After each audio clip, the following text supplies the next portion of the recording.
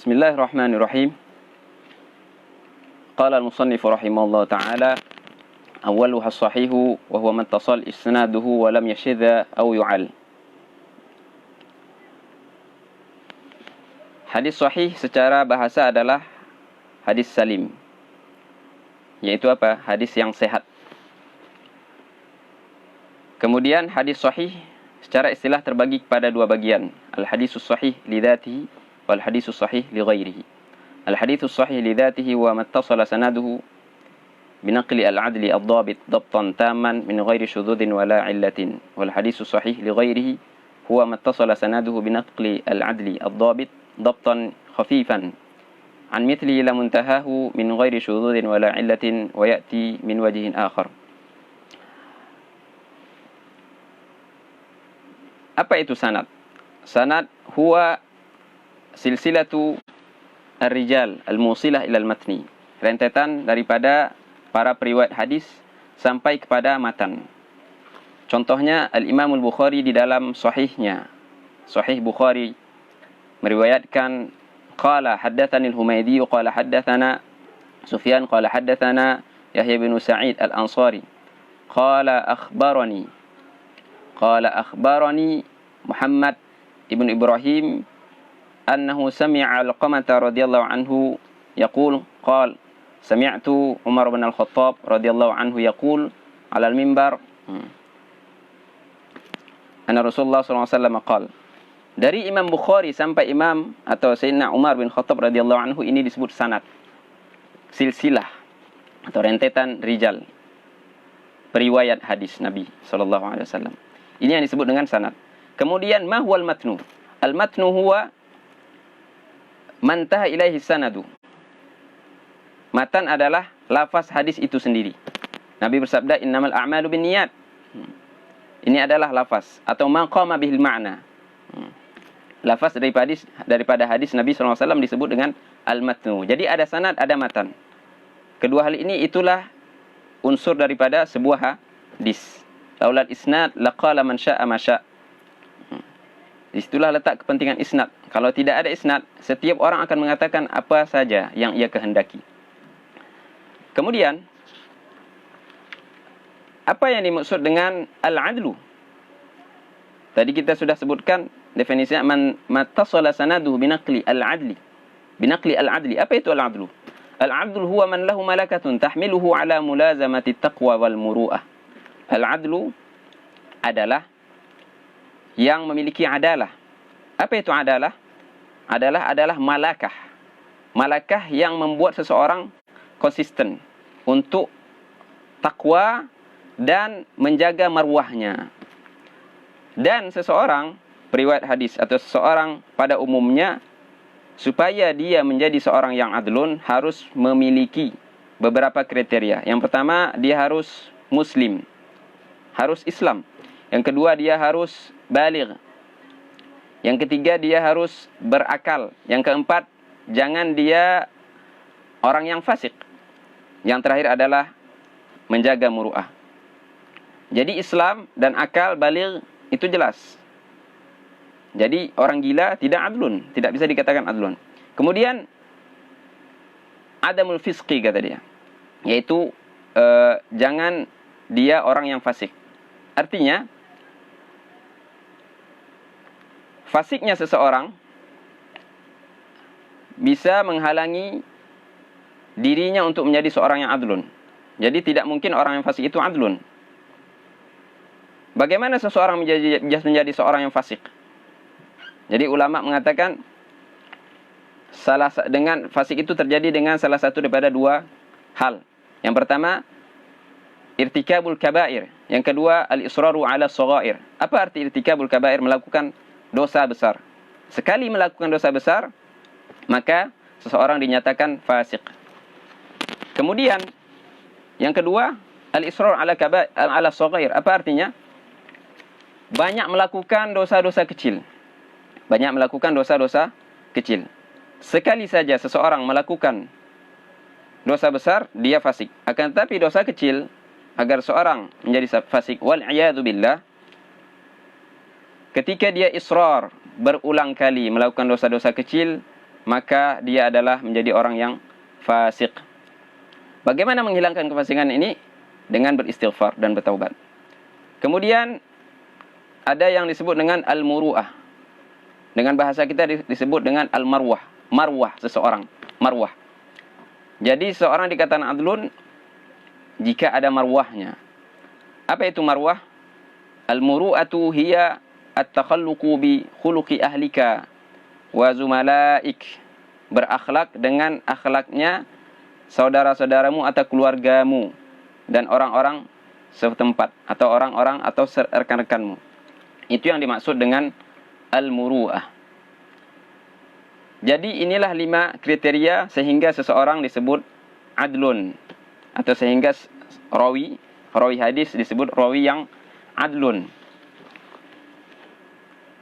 Oleh karena itu dalam 2 buah bait seorang syair menyatakan marartu 'alal muru'ati wa hiya tabki faqultu 'ala ma tantahibul fatatu qalat kaifa la abki wa ahli duna khalqillahi matu. Dia lewat di depan muru'ah. Dia marwah ini diibaratkan sosok seseorang. Dan dia mendapatkan marwah ini sedang menangis. Kemudian dia tanya, kenapa menangis? Kemudian marwah menjawab, bagaimana saya tidak menangis sedangkan keluarga saya semuanya telah mati. Artinya bait ini mengisyaratkan bahwasanya sedikit sekali orang yang memperhatikan masalah marwah ini sekarang. Jadi inilah 5 kriteria seseorang dinyatakan sebagai seorang yang bermarwah atau seorang yang adlun. Jadi kalau ada rawi adlun, makanya ada rawi adlun ini adalah salah satu kriteria daripada hadis sahih. Kemudian ada istilah namanya dhabtun. Apa itu dhabtun? Ad-dhabtu huwa malakatun tahmilu sahibahu ala at-tamakkuni wa at-ta'ahuli fi riwayat al-hadis. Itu yang dimaksud dengan ad-dhabt. Kama sami'ahu. Malakatun tahmilu au tu'ahilu rawi li an yarwi al-hadis kama sami'ahu. Jadi ada malakah pada seorang rawi membuatnya bisa meriwayatkan hadis sebagaimana yang ia dengar tanpa merubah lafaznya sekalipun. Ini secara umum. Walaupun bisa saja merubah lafaz kalau tidak merubah makna. Tentunya ini untuk orang-orang tertentu. Itu yang dimaksud dengan dhabtun. Kemudian dhabtun, dhabtan. Dhabtun itu terbagi kepada 2 bagian. Yang pertama adalah dhabtu as-sadri, yang kedua adalah dhabtul kitab. Apa itu dhabtu sadri? Dhabtu sadri an yuthbitahu fi nafsihi bihaitsu yatamakkanu min istihdarihi ma tasha. Dia hafal itu hadis atau matan sehingga kapan saja diperlukan dia bisa mengeluarkannya. Itulah orang yang hafal. Dhabtun ini disebut juga dengan hifdzun, hafiz. Jadi orangnya dhabit yaitu hafiz. Hafizun kita sebut hafizul Quran, hafizul hadis atau al-hafiz. Jadi dhabit sama dengan hafiz. Pengertiannya adalah yang barusan saya sebutkan tadi. Kemudian dhabtu kitab. Ma huwa dhabtu kitab? Dhabtu kitab huwa siyanatuhu ladaihi. Siyanatuhu ladaihi wa sahahahu hatta yarwiya minhu.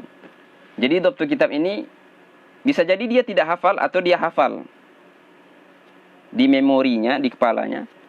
Akan tapi dhabtu kitab di sini adalah dia mempunyai kitabnya terjaga dari penyelewengan yang disebut dengan tashif atau tahrif.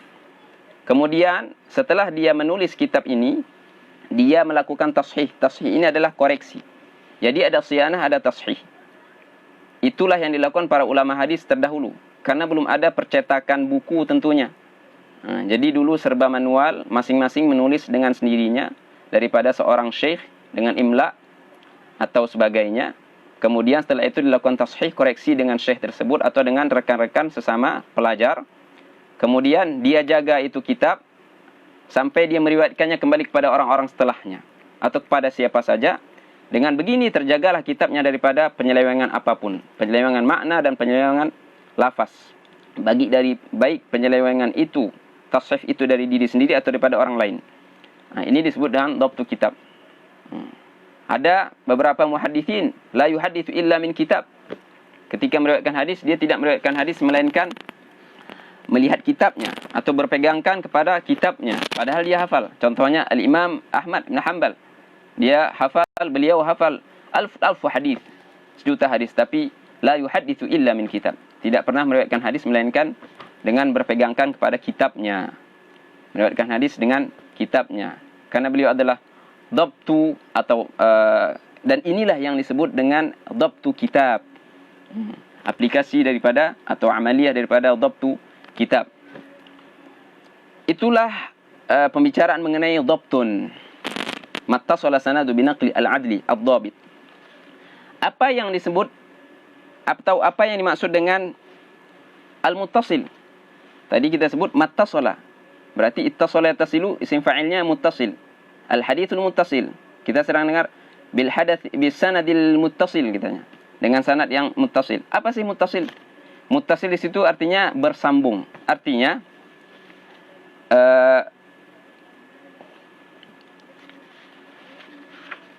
kullu rawi yasma'u min syaikhihi dhalikal marwi bihaitsu la yasqutu fi as-sanadi rawin. Jadi adamu sukuti rawin fi sanad bihaitsu yasma'u kullu rawi dhalikal marwi an syaikhihi. Itu yang disebut dengan ittisal. Jadi tidak ada yang gugur di sanad, tidak ada yang gugur, tidak ada yang saqit, sehingga setiap rawi meriwayatkan daripada gurunya hadis tersebut. Semuanya seperti itu di dalam sanad. Lawan daripada ittisal adalah inqita'. Berarti lawan daripada muttasil adalah munqati'. Hadis muttasil itulah hadis sahih dan hadis munqati' itulah hadis dhaif. Jadi di sini ittisal.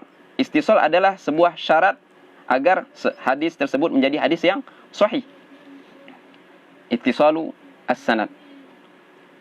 Tadi kita baru sebutkan sanad hadis innamal a'malu binniyat. Masing-masing daripada Imam Bukhari mendengarkan dari Humaydi. Humaydi mendengar kepada Sufyan. Sufyan mendengarkan hadis tersebut daripada Yahya. Yahya mendengarkan daripada Muhammad. Mendengarkan daripada Alqamah. Alqamah daripada Sayyidina Umar bin Khattab. Umar mendengarkan daripada Nabi SAW. Ini ittisal. Ditambah dengan syarat-syarat lain. Masing-masing dari mereka adalah adlun. Masing-masing daripada mereka adalah dhabit. Jadilah hadis sahih. Akan tapi ada 2 kriteria lagi, sehingga sebuah hadis menjadi hadis sahih. Tidak cukup dengan 3 ini. Ittisal, adlun, dhabit. 3. Ada yang keempat yang dinamakan adamus syudzuz. Adamus syudzuz, jangan ada syudznya katanya. Jangan ada syudzuznya. Apa sih syudzuz itu? Syudzuz itu adalah masdar daripada syadza yashidz. Artinya apa? Penyelisihan, menyelisihi. Kalau ada 6 orang periwayat, 1 daripada 6 itu meriwayatkan dengan 1 wajh, dengan 1 redaksi, dengan 1 lafaz yang menyelisihi 5 orang lainnya. Sedangkan 5 orang lainnya itu sepakat dengan lafaz yang sama atau dengan makna yang sama. Intinya kelima-lima ini sepakat. Dan ke-6 ini adalah mereka semua thiqah. Jadi thiqah yang 1 ini yukhalifus thiqat, menyelisihi thiqat yang banyak itu, yang 5 orang itu. Berarti yang 1 ini disebut syadz, hadisnya tidak sahih. Atau ada 2 orang, kedua-duanya thiqah dan thiqah. Tapi yang kedua awsaq minal awal. Yang kedua lebih thiqah daripada yang pertama. Si thiqah yang pertama ini menyelisihi yang awsaq ini. Di sini juga hadis yang thiqah ini syadz. Berarti ada 2 kriteria, ada 2 keadaan hadis syadz. Ma yukhalifu as-thiqah man huwa awsaq minhu, atau ma yukhalifu as-thiqah adadan katsiran min as-thiqat. Penjelasannya barusan kita sebut. Itu syadz. Jadi jangan hadis sahih itu sampai syadz. Kalau syadz, walaupun syarat lain ada, hadis sahih itu tidaklah sahih pada hakikatnya. Yang terakhir adalah adamul illah. Jangan ada illahnya. Apa itu illah? Illah itu cacat atau aib.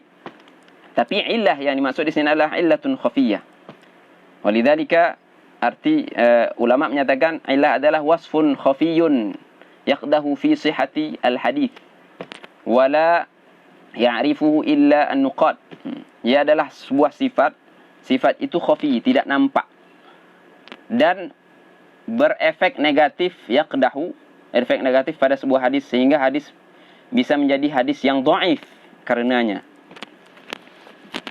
Tapi hal ini tentunya tidak diketahui oleh semua orang, khususnya dahulu.